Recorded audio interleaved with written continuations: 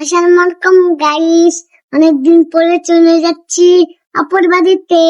অনেকদিন পর আমরা আপুর বাড়িতে যাচ্ছি। আমি আমার নানুকে আপু দেখছি।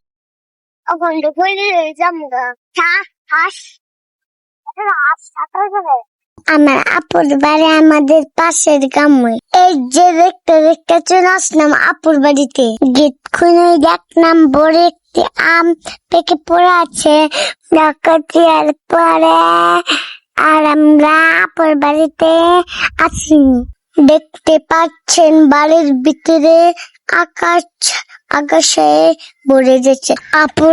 আপুর বাড়ির ফুল গাছগুলো থেকে সব ফুল ঝরে যাচ্ছে, তাই আমি কিছু ফুল ছিঁড়ে নিলাম।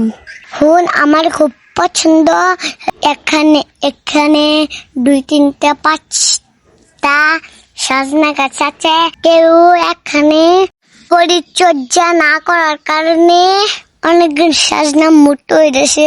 4 কেজি সজনা পান্না কার কার লাগবে কমেন্টে জানাবেন। আজকের মতো এ পর্যন্ত। সবাই ভালো থাকবেন, সুস্থ থাকবেন। আল্লাহ হাফেজ।